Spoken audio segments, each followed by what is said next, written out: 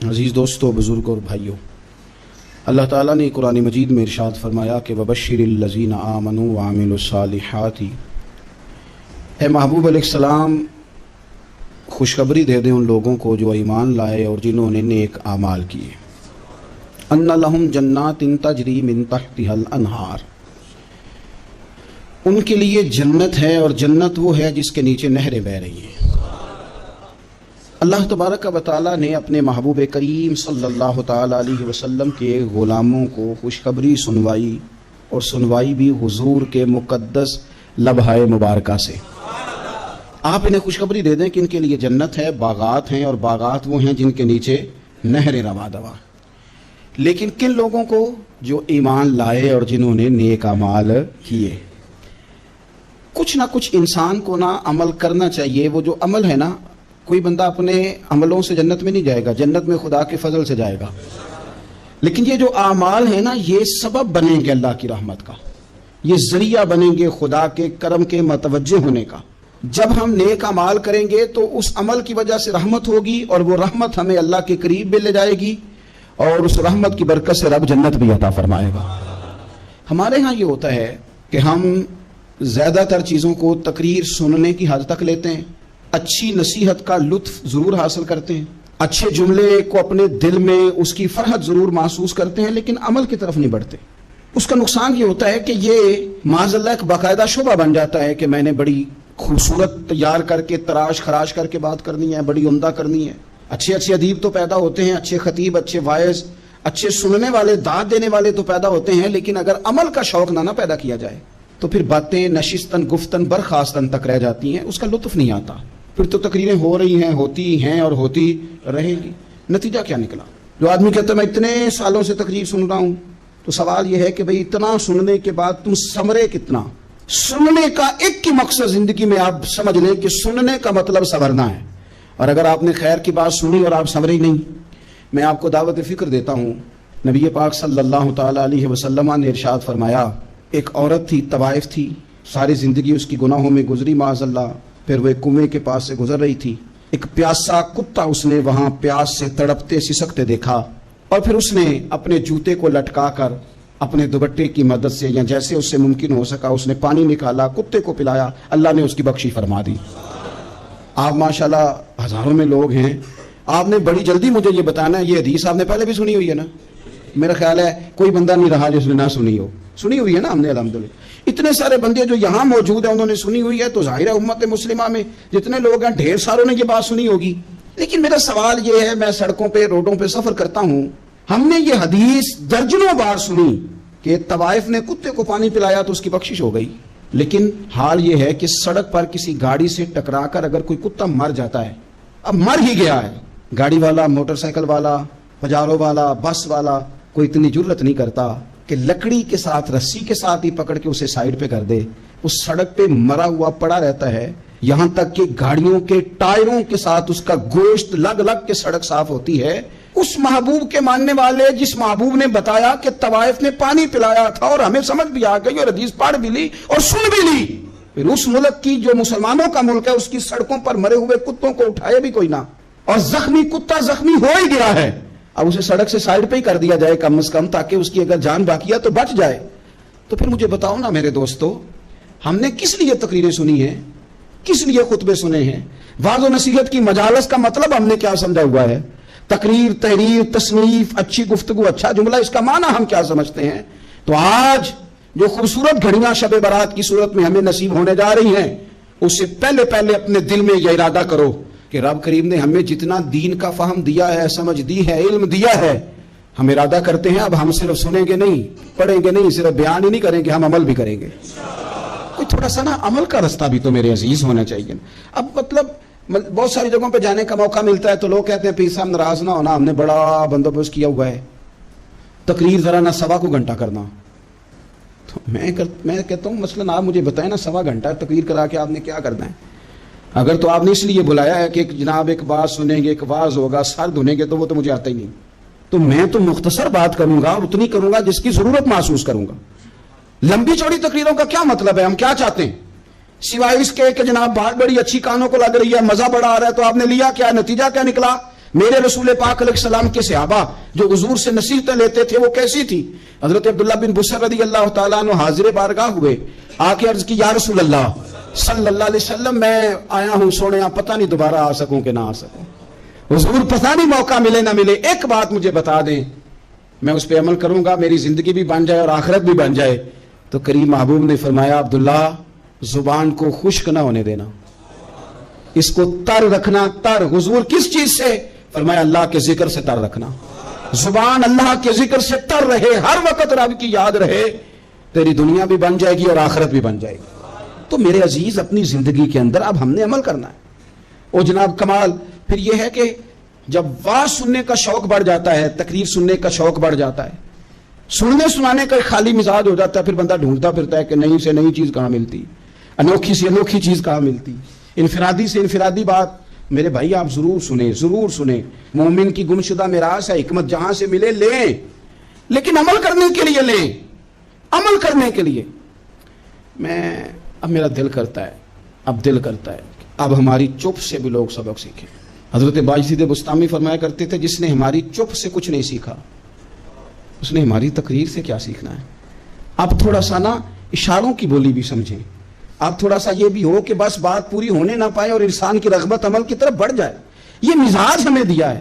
اب تو بھائی آ جائیں آپ، صبح بھی تقریر کر دیں، دوپہر کو بھی تقریر کر دیں، شام کو بھی تقریر کر دیں، تو پھر یہ بھی ہوتا ہے کہ جناب وہ بیان آپ نے جو سنایا تھا نا وہ ذرا دوبارہ سنا دیں، تو میں کہتا ہوں پہلے سننے پر عمل ہو گیا تو نہ کریں۔ اب ہمیں تھوڑی باتیں سیکھ کر ان پر عمل کرنا ہے اور آگے بڑھنا ہے۔ بڑی سادی بات میرے ابا جی بتایا کرتے تھے، والا صاحب کہتے ہیں کہ ایک دیہاتی بندہ نہ چلا گیا وہ کسی مولوی صاحب کی تقریر سننے، تو اس زمانے میں آپ کو پتہ ہے یہ واش روم کا مروجہ نظام نہیں ہوتا تھا، تو لوگ کھیتوں میں دوسری جگہوں پہ پیشاب کے لیے جاتے تھے۔ تو مولانا نے ایک احتیاط بیان کی، وہ کہنے لگے کہ پیشاب سخت جگہ پہ نہ کرو زمین پہ بیٹھ کر، ورنہ پیشاب کے چھینٹے اڑیں گے، کپڑوں پہ پڑیں گے، اور حدیث میں سخت حکم ہے اس مسئلے میں۔ تو کوئی نرم جگہ ہو ایسی جہاں پیشاب کریں چھینٹے نہ اڑیں۔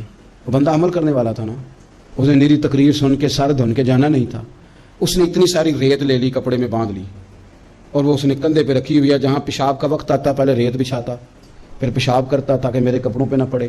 ایک صاحب نے اسے کہا کوئی ہفتے بعد چلو بیان سننے چلیں، تو کہنے لگا میں پہلے پہ عمل کر لوں، یہی بڑا ہے، میں نے تو اتنی ساری ریت، کندھا تھک گیا ہے میرا، اس دن سے اٹھائی ہے، تو میں نہیں چاہتا کہ نہیں بھی سنوں تو کسی اور جگہ میں۔ یہ تفریح تباہ کے لیے بات کو نہ سمجھیں، اس سادے آدمی نے جو ہمیں سمجھایا مجھے اور آپ کو، اس پر غور کرے کہ کل بھی سنا تھا، پرسوں بھی سنا تھا، پیر صاحب نے ترسوں بھی کہا تھا، شیخ نے پرسوں بھی کہا تھا، پچھلے ہفتے بھی کہا تھا، تو نے اگر شیخ کی بھی نہیں سنی، استاد کی بھی نہیں سنی، پیر کی بھی نہیں سنی، اور اس دور کے پیر جو صحیح کام کرنے والے ہیں، استاد جو صحیح کام کرنے مجبور ہو گئے بیچارے، کہتے ہیں کس کی تربیت کریں۔ اس درد سے کہا تھا حضرت سلطان باؤ نے، وہ کہتے ہیں اور رب دا طالب کوئی بھی نہیں ملیا، اتنے جو ملیا ہے طالب زردہ ہو۔ یہ تو آئے ہیں کاروبار سیدھا کرنے، فوٹو کھچوانے، فلاں کام کے لیے، یہ تو وہ جو ہم دینا چاہتے ہیں اس کا تو مزاج ہی نہیں۔ پہلے بھی میں نے کہا تھا، پھر کہتا ہوں مجھے شوق نہیں ہے، خدا مجھے معاف کر دے اس دن سے پہلے جس دن یہ شوق ہو کہ میں سویرے جاؤں گا تو نوٹ لاؤں گا، تو شام جاؤں گا تو نوٹ لاؤں گا۔ یہ شوق نہیں ہے، طبیعت نہیں ہے، من نہیں چاہتا، لیکن یہ کہ یہاں بھی آ جائیں خطاب کر دیں، یہاں بھی او خدا کے بندو، ہم کہاں اس قابل ہیں ہم خطاب کریں؟ ہم نے تو نا جی ایک اذان دینی شروع کی ہوئی، صبح و شام ایک اذان پڑھتے ہیں، ہے یہ پیغام حضرت احمد رضا کہ بارگاہ نبی کے رہو با وفا۔ ہم تو کہتے ہیں ادھر آ جاؤ، ٹھوکریں کھاتے پھرو گے ان کے در پہ آ پڑو، قافلہ تو اے رضا اول گیا آخر گیا۔ ہم تو کہتے ہیں ادھر آؤ، اللہ رسول کی بارگاہ کی طرف رجوع کرو۔ اور وہ ایک جملے پہ اگر تو عمل ہو گیا، پیار سے باتیں کرتا رہتا ہوں، سب کے ساتھ نہیں کرتا، جس کا مجھے پتا ہو کہ یہ تھوڑا سہ لے گا۔ ایک دوست نے مجھے کہا کہ میں تو آتا ہوں تو مجھے علاقے کے لوگ کہتے ہیں ان کو بلاؤ، تو میں کہتا ہوں پورا عمل کرنا میری غلط ہے، تو پھر میں باقیوں کو بھی لگا جاؤں گا، تو اگر تیرا ہی عمل نہیں ہو سکا تو باقیوں کو میں نے جا کے کیا سمجھانا ہے۔ تو ایک تو آج کی جو رات ہے، اس سے پہلے اپنے اعمال کی طرف، میں اکثر کہتا رہتا ہوں کہ شب برات پہ ہر مسجد سے زور زور سے رونے کی آواز آنی بھی چاہیے۔ شب قدر پہ آتی ہے، عمرے پہ جاتے وقت لوگ معافیاں مانگتے ہیں، حج پہ جاتے وقت، اور کروڑوں لوگ یہ کام کرتے ہیں سال میں۔ اگر 25 لاکھ 26 لاکھ آدمی یا 50 لاکھ آدمی حج کرتا ہے اور وہ جانے سے پہلے معافی مانگ کے گیا، توبہ کر کے گیا، اور کروڑوں لوگ ہیں جو شب قدر میں ہیں، شب برات میں ہیں، اور انہوں نے کھول کے توبہ کی ہے، تو پھر میرے بھائی سویرے کرپشن ختم ہونی چاہیے نا ملک سے، سویرے 75% جھوٹ ختم ہونا چاہیے نا۔ ساری رات تو لوگوں نے توبہ کی تھی، صبح 80% حقوق العباد کا مسئلہ حل ہونا چاہیے تھا کہ نہیں ہونا چاہیے؟ صبح ملاوٹ بہت حد تک ملک سے ختم ہونی چاہیے. تو کیا ہم نے سمجھ لیا ہے؟ ہم نے یہ سمجھا ہے کہ شب برات پہ بھی بس ایک رسم ادا کرو, آؤ تھوڑی توبہ کرو چھٹی کر دو, آئیے شب قدر تو توبہ کرو چھٹی کر دو. کیا یہ ہم نے مطلب سمجھ لیا؟ حج کرنے گئے, رب کی بارگاہ میں حاضر ہوئے, رسول کریم کی بارگاہ سے بھی جو ہو کے آ جائے اور بدلے ہی نہ, وہاں تک جائے اور بدلے ہی نہ. مدینے گئے, کعبے گئے, کربلا گئے, جیسے گئے تھے گھوم پھر کے ویسے ہی آ گئے. نتیجہ کیا ہے؟ اپنی زندگی نتیجہ خیز بنائیں. آج اس خوبصورت موقع پر جب شب برات ہمارے سامنے کھڑی ہے, اپنے ذہن میں تہیہ کریں کہ اب ہم نے بدل جانا ہے. شوگر ہو جائے تو بدلنا پڑتا ہے, اللہ معاف کرے چینی چھوڑنی پڑتی ہے, من پسند مٹھائیاں چھوڑنی پڑتی ہیں, بدلنا پڑتا ہے. بلڈ پریشر ہو جائے تو یارو بدلنا پڑتا ہے. اگر انسان کو خدا نہ خواستہ کوئی مرض لگ جائے تو بدلنا پڑتا ہے. اولاد پیدا ہو جائے تو بدلنا پڑتا ہے. گھر میں بیٹیاں پیدا ہو جائیں تو بوڑھے باپ کو بدلنا پڑتا ہے. بال سفید آ جائیں تو پھر بھی تو بدل جانا چاہیے نا. انسان کی عمر 40 سال ہو جائے تو پھر بھی تو بدل جانا چاہیے. شب برات پہ توبہ کرے تو پھر بھی تو بدل جانا چاہیے. اب بدل جائیں, اب ہم بدل جائیں. اب نہ درد ہوتی ہے, گاڑی میں بیٹھے تو کمر پہ درد ہوتی ہے. اب ہم بدل جائیں. اب لوگ بتاتے ہیں تیرے بال سفید ہونے لگ گئے, اب ہم بدل جائیں. اب لوگ ہمیں کہتے ہیں بچے جوان ہو گئے, اب ہم بدل جائیں نا یارو. اب لوگ ہمیں کہتے ہیں کہ اوہو اب تو آپ اٹھتے وقت زمین پہ پہلے ہاتھ رکھتے ہیں پھر اٹھتے ہیں. اب بدل نہ جائیں. اب محسوس ہوتا ہے کہ نیند گہری نہیں آتی, اب محسوس ہوتا ہے کہیں کہیں جسم میں تکلیف ہے. اب بدل نہ جائیں. اب نہ کئی کلاس فیلو چلے گئے دنیا چھوڑ کے, بدل نہ جائیں. اپنے بہن بھائیوں میں سے کئیوں کا جنازہ پڑا, بدل نہ جائیں. ہم میں سے کئیوں نے ماں باپ دفن کر دیے, پھول ڈال دیے قبروں پہ. اب بدل جائیں. اب وقت تھوڑا رہ گیا, اب کچھ تبدیلی کی طرف آئیں. اب توبہ صحیح والی کر لیں, اب استغفار دل سے پڑھ لیں, اب تبدیل ہو جائیں. اب اپنے اندر باہر کچھ تبدیلیاں لائیں, اب اپنے ظاہر اور باطن کو سنواریں. اب اللہ رسول کی بارگاہ میں جانا ہے نا تو کوئی ایسا نہ ہو شرم آئے حضور کے سامنے کھڑے ہوتے, حیا آئے نبی کریم کی بارگاہ میں کھڑے ہوتے. اب کچھ تبدیلی لائیں. آج ارادہ کریں کہ آج جو توبہ کریں گے وہ صحیح والی کریں گے. آج جو وہاں استغفار کریں گے اللہ کے حضور حاضر ہو کے تو وہ صحیح والا کریں گے. اب کچھ تبدیلی کا مزاج لائیں. اور پھر ایک اور بات بھی عرض کروں, ہمارے ذاتی تعلقات سارے دھوکہ ہیں, ہماری جیبوں میں مال سارا دھوکہ ہے, ہمارے بلند و باغ دعوے سارے دھوکہ ہیں, ہمارے بڑے بڑے رتبے سارے دھوکہ ہیں. بڑے تعلقات تھے بیٹے کے, پر ماں بیمار تھی تو اسے صحت تو نہیں تعلقات کی وجہ سے مل سکی. بڑے تعلقات تھے نا بیٹے کے, لیکن جب بیماری زور پکڑ گئی تو پھر کیا کر سکا کوئی. بڑے تعلقات تھے, بڑا پیسہ تھا جیب میں, بڑا کچھ تھا, لیکن جب جناب اسرائیل آئے تو پھر کوئی کچھ بھی نہ کر سکا. پھر اپنے رہ گئے اور جس کو جانا تھا وہ سب چلے گئے. تو یہ جتنی چیزیں ہیں نا یہ کچھ نہیں ہیں, یہ دھوکہ ہے. سچ صرف اللہ رسول کی ذات ہے, حقیقت صرف دین ہے, اصل صرف وہ بارگاہیں ہیں.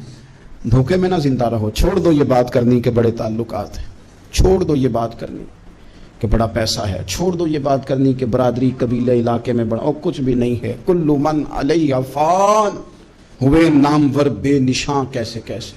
دیکھو زمین کھا گئی, نوجوان کیسے کیسے. میں مولانا نورانی کی قبر پہ کھڑا تھا تو میں کہہ رہا تھا مقدور ہو تو خاک سے پوچھوں کہ اے لئیم تو نے وہ گنج ہائے گرا مایا کیا کیے. اتنے بڑے لوگ تو لے گئی, اتنے بڑے لوگ, اتنے بڑے لوگ قبروں میں کدھر گئے. سلطان محمود غزنوی کہاں ہیں, شہاب الدین غوری کہاں ہیں, وہ لوگ جو میدانوں میں آ کے صرف ان کا نام لیا جاتا تھا تو دنیا کانپ جاتی تھی, وہ کہاں گئے. اٹھ گئے سب لوگ, چلے گئے, ختم ہو گیا معاملہ. وقت اب ہماری طرف بڑھ رہا ہے, اب تیزی ہے, اب پیغام اجل آیا, کئی ہمارے ارد گرد سے اٹھا کے لے گیا. اب ہمیں بھی تو واپس لوٹنا ہے نا, تو کچھ تیاری کر لیں, کچھ ارادہ کر لیں. اور بارگاہ رب رسول کی اس طرح کی ہے کہ بس جانے کی دیر ہے, بس صرف جانے کی دیر ہے, صرف جانے کی. اور اللہ رسول کی بارگاہ دوستو وہ والی ہے کہ جہاں نا زیادہ منت بھی نہیں کرنی پڑتی. وہ جو 4-5 لوگ تھے نا مکہ مکرمہ میں, انہوں نے بہت ہی اسلام کی مخالفت کی حد کر دی تھی. ان کے لیے حکم ہوا تھا جہاں ملے قتل کر دو, इकरमा थे, इब्ने क़त्ल थे, कुछ और लोग थे। तो पता है उनको किसी ने मशवरा क्या दिया था? किसी काफिर ने मशवरा दिया, पर पता सलाह क्या दी थी? उसने कहा था तुमने बड़ी ज्यादतियां की हैं, बड़े बेअदब हो, किसी सहाबी के काबू ना आना, मार दिए जाओगे, अपनी खताओं के सबब से तुम मार दिए जाओगे। लेकिन अगर किसी तरीके छुपते छुपाते रसूल पाक की बारगाह में पहुंच जाओ ना, अगर वहां किसी तरीके चले जाओ। उन्होंने पूछा माफी कैसे मांगेंगे, मुंह कैसे दिखाएंगे, हमने इतने जुल्म किए, इतनी ज्यादतियां की, कैसे माफी मांगेंगे? तो कहने वाले ने कहा कह नहीं, कुछ नहीं, तुम बस कह देना हम आ गए, इससे ज्यादा तो बात ही कोई नहीं, इतना ही तो सिर्फ कहना है आ गए, और ना आते तो जाते भी किधर, बस तुम इतना कह देना इन्ना लाबदा इज़ा तारफा सुम्मा ताबा ताबल्लाहु अलैहि। नबी करीम अलैहिस्सलाम ने फरमाया बंदा जब आके कहता है ना या अल्लाह मैं भूल गया था, गलती हो गई, इन्ना लाबदा इज़ा तारफा, मान जू गया हूँ, मान जू गया, गलती हो गई, जब कहता है ना मैं भूल गया, सुम्मा ताबा, फिर वो तौबा करता, ताबल्लाहु अलैहि, अल्लाह देर करता ही नहीं, फौरन तौबा को कबूल फरमा लेता। हमारे यहाँ ना कुछ लोग तो तबन सख्त हैं, अल्लाह माफ़ फरमाए, और कुछ रद्द अमल के तौर पर सख्त हो गए। कुछ बातें दिलों में बैठ गई हैं जिन्होंने तबीयतों को सख्त कर दिया है। कभी कहें आप बहू से कि चलो बूढ़ी सास से अगर कभी कोई बात सख्त निकल गई है तो माफ़ कर दे, वो तैयार नहीं होती, वो कहती है तुम्हें पता नहीं मेरे साथ क्या कुछ हुआ है। कभी सास से कहा जाए ना चलो भूल गई थी बच्ची तो आप दरगुजर कर दें, तो कहते तुम्हें पता नहीं मेरे अंदर सख्ती कितनी आ गई है, दुख कितने बैठ गए। हम ना तबीयतों में सख्ती कर बैठे, हमारे दिल धड़कते जरूर हैं लेकिन सिर्फ अपने बच्चों के लिए, हमारे सीनों में दर्द उठता जरूर है लेकिन सिर्फ अपनों के लिए। हमने ना 2 4 5 6 बातें जमा करके उन पर पूरा जहन बना के सख्त हो गए हैं, तबीयतें सख्त हैं, दिल सख्त हैं। मेरे नबी पाक सल्लल्लाहु ताला अलैहि वसल्लम ने फरमाया, ये हदीस मुस्लिम शरीफ में मौजूद है, फरमाया जन्नत में वो लोग दाखिल किए जाएंगे जिनके दिल चिड़ियों की तरह नरम है, नरम दिल के लोग, माफ कर देने वाले, जल्दी मान जाने वाले। एक साहब थे, अपने भाई से नाराज हो गए और उन्होंने रिश्ते से इनकार कर दिया, पहले उनके बेटे की वहीं पे निस्बत थी, इनकार कर दिया। तो कई लोगों ने उनसे कहा, मैंने भी कहा, तो वो कहने लगे पीर साहब इज्जत बड़ी करता हूँ आपकी, लेकिन मैं मर्द हूँ, एक दफा ना कर दूं तो फिर हाँ नहीं किया करता। तो मैंने उस साहब से कहा, मैंने कहा यूं ना कर, अगर सुबह क़यामत तेरे बारे में कोई सख्त फैसला आ जाए और रब को मनाना हो किसी मकाम पर तो तू क्या कहेगा? बहाने बना बना के हम सख्त हो गए, दिल इतने सख्त पत्थर कर लेंगे, मैं फलां होता हूँ जी, मैं नहीं दोबारा किसी की सुनता। और खुदा के बंदो, मेरे नबी पाक अलैहिस्सलाम ने फरमाया मोमिन तो इस तरह होता है जिस तरह ऊंट के नाक में नकेल होती है, बिठा दो तो बैठ गया, उठ जाओ तो उठ गया। और हुजूर ने फरमाया वो लोग जो बहुत बद इखलाक हैं, झगड़ालू हैं, फसादी हैं, सख्त दिल हैं, वो लोग जन्नत में नहीं जाएंगे। जो झगड़े करते फिरते हैं झगड़ालू लोग हैं। अजीज दोस्तों, अपनी जिंदगी के अंदर तबीयत में नरमी, अगर तबीयत नरम हो गई ना जी, मिजाज में नरमी आ गई, तो फिर आप महसूस करेंगे कि आप माफ करते भी जल्दी हैं और माफी देते भी जल्दी हैं। फिर आपके ताल्लुकात बचेंगे, आपकी निस्बतें बचेंगी, आपके बहुत सारे रिश्तों में कुर्बत आएगी, टूटेंगे नहीं। एक तो दिल नरम करें, किसी शख्स के बारे में दिल में कोई बात है तो उसे माफ करें और माफी दें। कुछ लोग बिल्कुल ठीक ठाक होते हैं, कोई नाराजगी नहीं होती, लेकिन आपने बच्ची की शादी का कार्ड दिया नहीं तो फौरन नाराज हो जाते हैं, और फिर आप समझा रहे हैं, कायल कर रहे हैं, वो तैयार ही नहीं है कायल होने को। सुनो, और इस हदीस को याद रखना, नबी पाक सल्लल्लाहु ताला अलैहि वसल्लम ने फरमाया जिसके पास उसका भाई उज़र लाया, भाई माफी मांगने आया और फिर उसने माफ ना किया, अल्लाह के हबीब फरमाते मेरे हौज़े कौसर पे ना आए, तू सख्त होके बैठ गया, तू कहता है मेरे से पहले सुने, मैं आपको बताऊं इसने मेरे साथ किया क्या, और ठहर जा। अगर हिसाब किताब के बाद माफी वाला उसूल रख लिया जाए कि पहले हिसाब किताब होगा, गलतियों का मदावा होगा, फिर माफी होगी, तो यही हिसाब अगर रब करीम बंदों के साथ करे तो फिर मैं और आप किधर जाएंगे? तो इस सादी बात पे आ जाओ ना, तो 2 जुमलों में हुजूर ने समझाई है, फरमाया तुम रब के बंदों को माफ कर दो, अल्लाह तुम्हें माफ कर देगा। तो आज की शब से पहले, आज के दिन से पहले, रमजान मुबारक के तशरीफ लाने से पहले अपनी तबीयत के अंदर ऐसा ज़ौक लाएं, ऐसी तबीयत लाएं कि हमने माफी देनी भी है और माफी लेनी भी है।